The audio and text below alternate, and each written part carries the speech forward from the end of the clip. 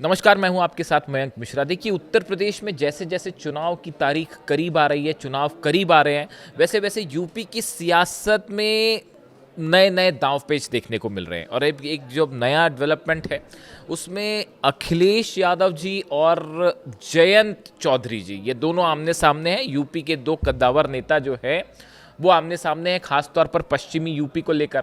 अब इस बीच जो है आरएलडी की तरफ से एक बड़ा बयान आया है और बड़ा दावा किया गया। कहा जा रहा है कि आने वाले चुनाव में अखिलेश यादव जो है समाजवादी पार्टी 281 सीटों पर मुस्लिम उम्मीदवारों को उतारेगी। इस तरह की बात आरएलडी ने कही। ये पूरी बात कैसे शुरू हुई मैं आपको ये बताता हूँ। देखिए, समाजवादी पार्टी प्रमुख अखिलेश यादव ने 3 दिन पहले एक बयान दिया था।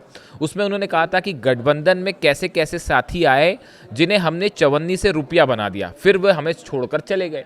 तो ये उनका बयान जो था, ऐसा माना गया कि वो जयंत चौधरी जी के लिए है और आरएलडी के लिए ये बयान है। तो जब उन्होंने ये बयान दिया तो उसके बाद जो है आरएलडी की तरफ से इसका विरोध किया गया। अखिलेश यादव की कई जगह पुतले भी जलाए गए, विरोध हुआ। देखिए, इसी बीच जो है अखिलेश यादव का एक और बयान आया जो सीट शेयरिंग को लेकर आ गया। और अखिलेश यादव ने यह कहा कि बीजेपी जो है वो आरएलडी को 73 सीटें देगी।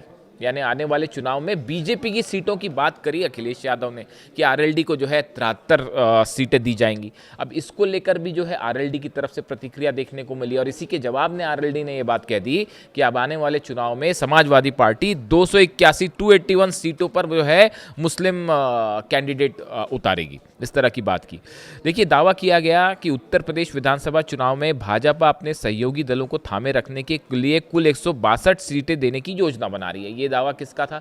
ये बात अखिलेश यादव और समाजवादी पार्टी की तरफ से की गई।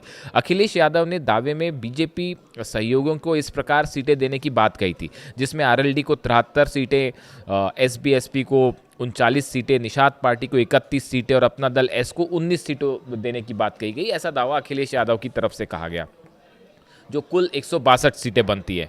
सपा प्रमुख का यहां तक कहना है कि योजना बीजेपी की मजबूरी है और पीडीए के आगे रणनीति विफल साबित होगी। इस तरह के आरोप लगाए अखिलेश यादव ने। उसके बाद बीजेपी की तरफ से बड़ा पलटवार हुआ। बीजेपी नेताओं और एनडीए सहयोगी ने इस दावे को खारिज करते हुए अखिलेश यादव की अफवाह और मानसिक दबाव की राजनीति बताया। बीजेपी का कहना था कि मेंटल प्रेशर है, जो टैक्टिक्स हैं वो अखिलेश यादव कर रहे हैं। अब गुरुवार को आरएलडी समर्थकों की सोशल मीडिया पोस्ट में सपा के एसवाई समीकरण पर तेज तंज कसा गया सोशल मीडिया पर, जिसको लेकर जो है चर्चा छिड़ गई। पोस्ट में दावा किया गया कि यूपी का करीब 22 से 23% जो मुस्लिम आबादी है, मुस्लिम वोट बैंक हैं, वो हमेशा समाजवादी पार्टी को वोट करता रहा है। तो सपा को मिलने वाले इन वोटों में मुस्लिम समाज की हिस्सेदारी करीब 70% है। ऐसी बात कौन कह रहा है? आरएलडी कह रहे हैं कि सपा को मिलने वाले वोटों में मुस्लिम समाज की हिस्सेदारी करीब 70% है। ये बात आरएलडी ने कही। आरएलडी के पोस्ट में व्यंग करते हुए कहा गया कि अगर मुस्लिम समाज के समर्पण का सम्मान करना है तो इस बार सपा को 403 में से 281 सीटें मुसलमानों को देनी चाहिए। और यहां से ये बात शुरू हुई। पोस्ट में तंज कसा गया कि अखिलेश यादव किसी मुस्लिम नेता को मुख्यमंत्री उम्मीदवार घोषित करने वाले हैं और जल्द ही नाम का खुलासा करने वाले हैं। इस तरह के आरोप जो है वो आरएलडी की तरफ से लगाए गए।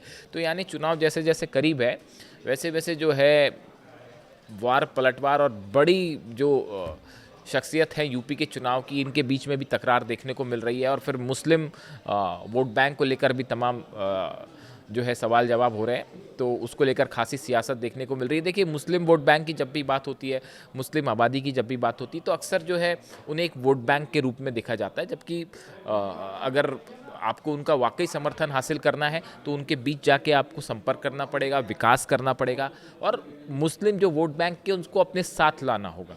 तो उस मुस्लिम आबादी को एक वोट बैंक की तरह नहीं देखा जाना चाहिए, बल्कि वो भी भारत के नागरिक हैं और वोटर हैं। तो उनको भी जो है उस लिहाज से ही उनका सियासी इस्तेमाल नहीं होना चाहिए। इस तरह की तमाम बातें अक्सर देखने को मिलती हैं।